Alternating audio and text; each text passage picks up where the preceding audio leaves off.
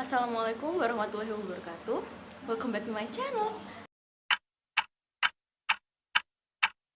Hi, it's me again, I'm back. Halo semuanya, ini video pertama kali aku di YouTube. Buat yang belum kenal, salam kenal semuanya. Aku Rifka Alfiani dari SMK Muhammadiyah Tumi Jajar, kelas 11 DKVB, jurusan Desain Komunikasi Visual. Assalamualaikum warahmatullahi wabarakatuh.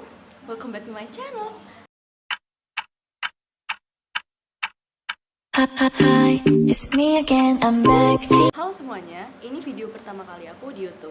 Buat yang belum kenal, salam kenal semuanya. Aku Rifka Alfiani dari SMK Muhammadiyah Tumi Jajar, kelas 11 DKVB, jurusan Desain Komunikasi Visual.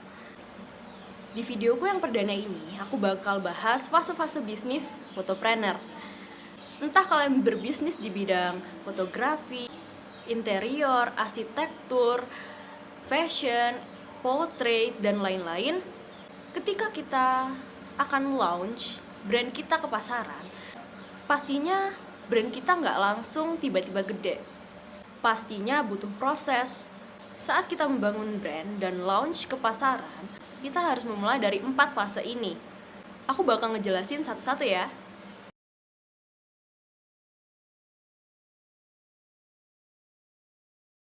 1. Fase introduction atau perkenalan. Fase ini adalah di mana kita mengenalkan produk atau jasa atau brand kita ke pasaran. Yang kedua adalah fase grow.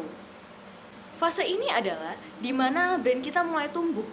Sell kita udah mulai naik, portfolio udah banyak, followers di media sosial juga banyak. Dan akhirnya reputasi kita udah terbentuk nih di fase grow ini. 3. Maturity. Fase maturity ini adalah fase di mana brand kita sudah dewasa, sudah matang. Sell kita lagi banyak-banyaknya, demand kita banyak juga. Tapi di titik ini kita juga harus siap-siap sama yang namanya penurunan. Woi, diam woi! Ini terjadi karena banyak persaingan dan market yang udah mulai jenuh. Dan kita harus melakukan inovasi biar bisnis kita nggak masuk ke dalam fase yang keempat ini, yaitu fase decline. Fase decline ini adalah fase di mana brand kita udah nggak mampu buat di pasaran. Market sudah menurun, penjualan menurun, demand kita juga menurun, dan akhirnya ya bangkrut. Sudah tidak tertolong lagi lah. Apalagi kalau kita nggak mengeluarkan yang namanya inovasi. Oke, contohnya kita bakal membangun bisnis wedding fotografi. Yang mana wedding fotografi ini adalah industri yang nggak ada mati-matinya teman-teman. Sangat menjanjikan, tapi sangat kompetitif. Karena persaingannya yang banyak dan ketat. Apalagi di wedding fotografi ini gak ada yang namanya barrier to entry. Semua orang bisa masuk ke industri ini, siapapun, kapanpun, dan dimanapun. Nah, sebelum kita masuk ke fase introduction, pengenalan produk atau brand kita ke pasaran, pastikan kita sudah melakukan research and development terlebih dahulu. Biar brand kita di pasaran sudah terarah dan tepat sasaran. Contohnya, kita harus menentukan brand identity kita dulu. Seperti memikirkan nama brand dan maknanya, logo, tagline, visual yang akan dijanjikan ke klien. Brand voice itu seperti apa? Dan kemudian kita harus bisa nge-create down bisnis modal canvas.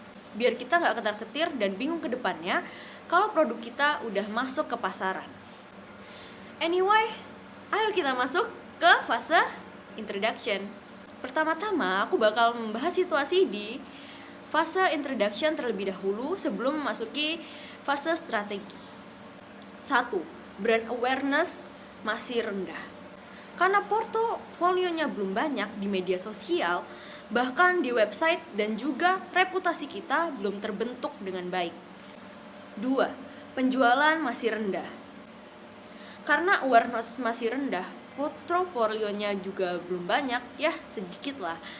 Dan reputasinya belum kebentuk, brand equality juga belum.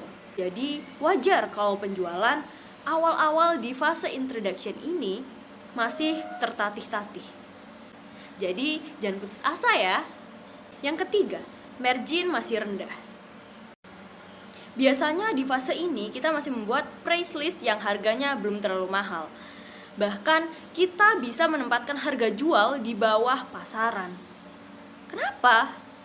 Yang penting kita mendapatkan klien lebih dahulu. Untuk memenuhi portofolio buat meningkatin skill kita. Buat nambah-nambah review di media sosial. 4. Kita sebagai CEO. Take everything over. Sebagai CEO, kita melakukan semua halnya sendiri.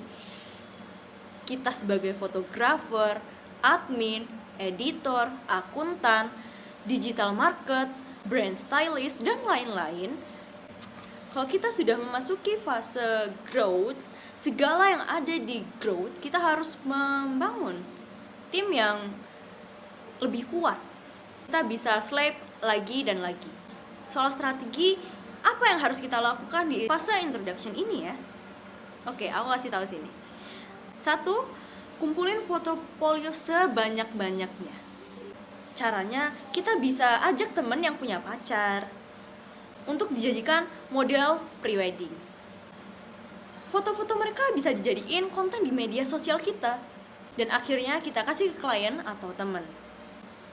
Mintalah review dan harus ditampilin di media sosial. 2. Tingkatin awareness.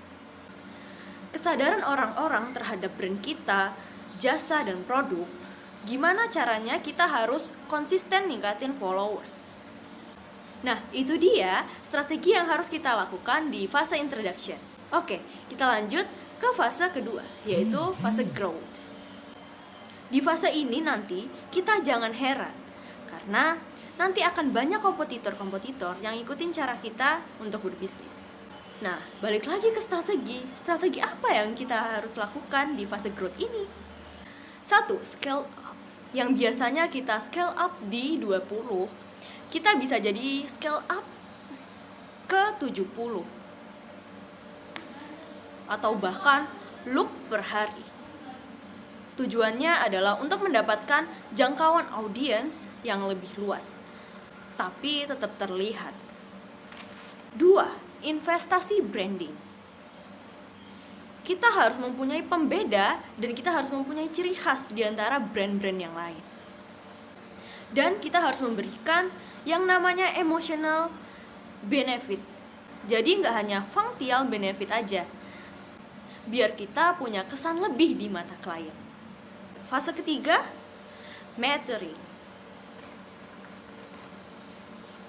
Tapi pada fase ini kompetitor makin banyak dan makin kreatif. Market bisa mengalami yang namanya kejenuhan.